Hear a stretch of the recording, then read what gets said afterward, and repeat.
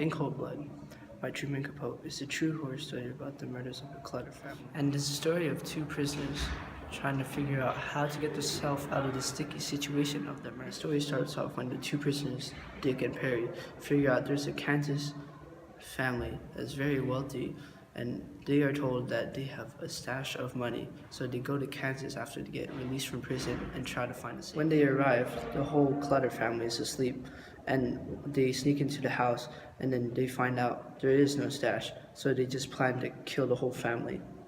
4 shots ended 6 lives. Perry and Dick dip on it quick, and they seek refuge at their parents' house. After they successfully flee, Dick and Perry plan to pass out bad checks to buy stuff since they are so broke because they didn't find any safe, while the cops and the townspeople figure out who the murderers really are.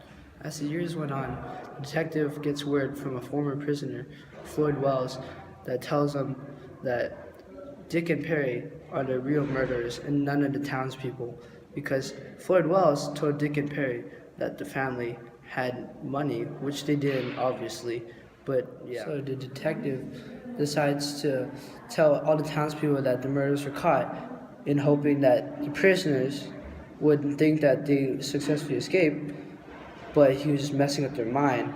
And so Dick and Perry plan to go back to Kansas and are caught during the act.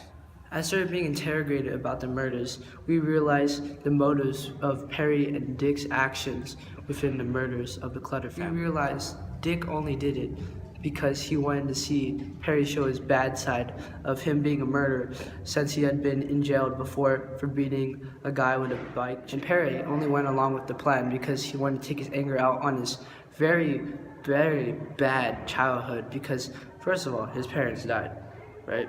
And then he was put into adoption, and his 2 siblings from his biological family died because after being in jail 1 year, they're sentenced to death row, where they are hung and killed. A teacher in Savannah, Georgia, decided to put this book up for the idea of being put into the schools because she thought it was a really good book about the American judicial system. The school was completely fine with it, but when it was brought to the parents' attention, this mom did not like the idea, for it was too sexual, too violent, and overall had very strong profanity. I don't know about you guys, but every day we're exposed to this type of violence and stuff, whether that's TV, video games, online, wherever it is.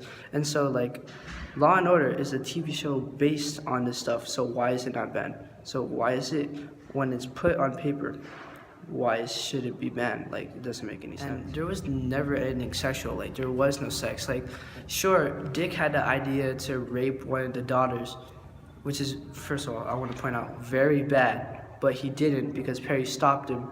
So yeah, Fanny, all they said was the B word, which is, pretty bad, but yeah, we hear that every day, outside, and plus, we say it so much, it's become part of our language, of our everyday. And violence, well, in context, it's really good for the story, because if you didn't put the context in it, it wouldn't be taken seriously. Plus, it is a true story, and so if you didn't put any detail of it, then first of all, the reader wouldn't know what happened to the family, what exactly they did with the bodies, and how it was done. So yeah, I don't think it should be banned, because the author gives everybody an equal perspective, and it shows everyone's motives for doing it, why they were robbed, why they did the killing. Even this teacher says, yes, kids are exposed to violence on TV, video games, etc., but this gives them an opportunity to have their own opinion about ideas of the world. So yeah, anyway, that has been Cold Blood by Truman Capote. Hank, I'll see you on Tuesday.